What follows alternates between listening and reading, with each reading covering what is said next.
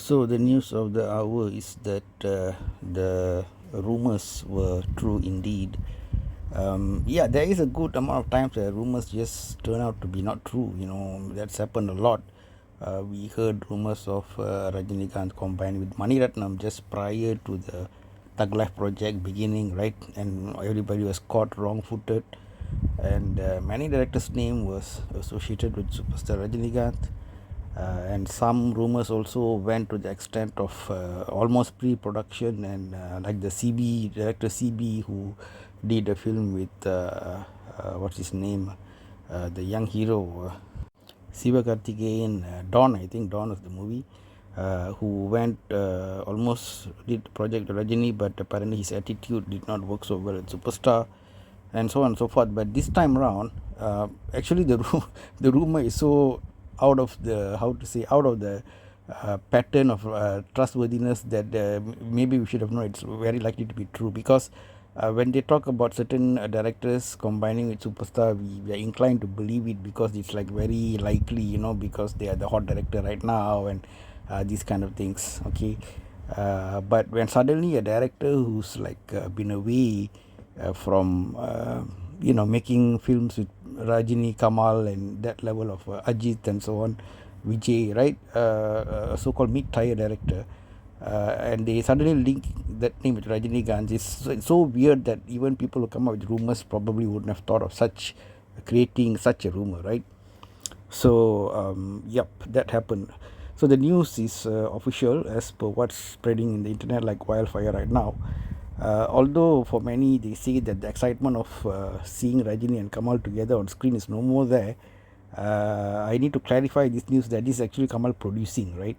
Not really acting, unless it's some kind of a surprise cameo. He might do that because they really need this film to sort of do well. So just like a few minutes cameo seems like just a right recipe to create extra interest, right? But the all-out Kamal and Rajini together, acting together, again, the recent rumors, if they are quite true, it says that Lokesh is out and Nelson is in, and he needs time, about 1 year at least, to work on that script. So assuming since these two rumors came together, so that's might be what's going to happen in 2026. 2026 is like Rajini's gift year for Kamal, let us say, let's put it this way. The both of them coming together has been a long time in the making, and everybody was thinking about Lokesh, and if you said 1 year ago that for a Kamal Rajini project, somebody other than Lokesh is doing it, and people will be quite surprised because he was so right, he was so the happening director, as it were. But it is what it is. So I don't know what the fans think about it. There were a decent number of fans who are against it, saying that he's not the in-trend director, and 90s kind of movies won't really work so well now. All these kind of things, right? He wouldn't know how to make the current trend film and or pan India, all these kind of things. But there are a few things in favor, right? Rajini has been observed. See, Rajini, he when he makes trends, it's really good. He gets the biggest blockbusters. But when he tries to follow a trend, that's where he stumbles. Going into Lokesh was like him following a trend. He got into the game a bit late. The game of the trend of hyper violent films, and it was almost tail end ready when Coolie came on, and a tired formula of 80s Ilayaraja song with everybody fighting in slow motion and blood everywhere and night and biryani. It's been done again and again and again. I mean, people are dead bored with those kind of things, right? So that trend, he really got to the bus very late. Unless Rajini makes the trend or go for a totally new direction, then yes, the product is great, like Padayappa or Chandramukhi or Thalapathy and so on, right? They were not like new directors, but they were going in a new kind of direction for the Tamil audience, I'm saying. Okay, if you see Chandramukhi, that was not a typical Rajini film. It's like a very different pseudo horror / science kind of a thing, where the key person there is a lady, not the hero, right?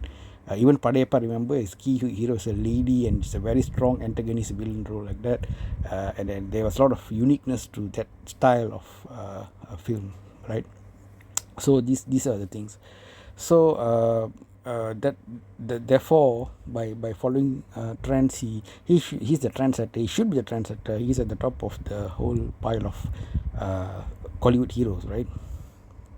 So here they are starting to see the turn in the trend from violence to family and home subjects when films like Tourist Family, Thalaivar173 all started to make the bucks, right? Here are Formula, which is like simple, everybody can go to the theater, just light-hearted, and so you're surprised in the very beginning why such a hyper-violent film were doing well. It's because, well, of course, art is all about novelty, something new, then of course people accept to see is number one. But number two, underpinning those stories, they were very strong, coherent, rapidly moving screenplays, right?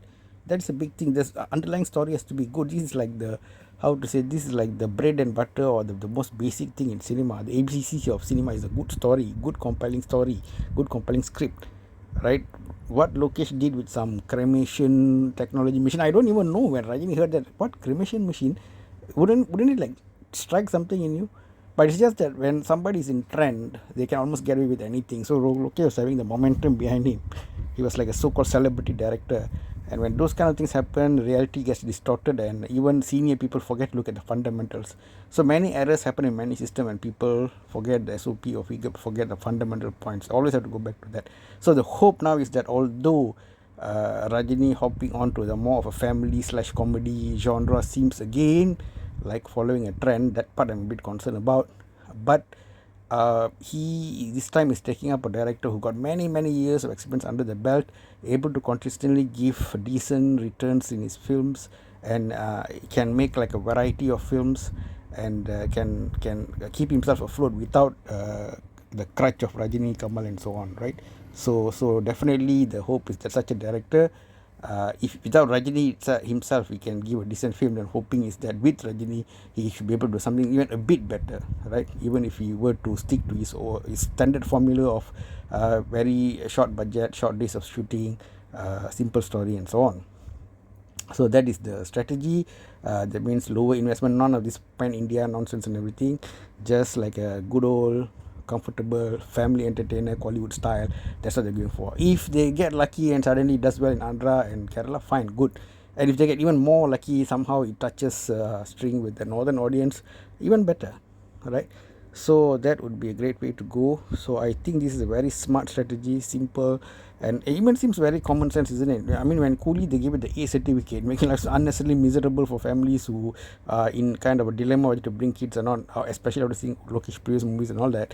It's like shooting oneself in the foot, right? People are trying to make some decent income box office with the film, with such big salary like Rajini, and then you do an A film and all these kind of things. So maybe it's like Rajini sobered up, after the powerhouse drink of Cooley, and trying to do something very practical here. And this also be a good bridge for him to get ready for that big project of Nelson with Kamal and Rajini, and also you can see how Jailer 2 is doing, whether he should pivot to another director and all that. So all in all, seems like a good strategy. A bit surprising for certain fans, but I don't think people are so divided as when Pa Ranjit or TJ Janavel had a go with superstar Rajinikanth. SundarC is still along his line. We are very curious if KS Ravikumar will get a chance for Rana and so on. If they are very motivated, if they get surround themselves with young people who are daring to give criticism, not nepo kids like Mani Ratnam had lots of nepo kids with him. That's why no feedback I think he got about how he's making his film.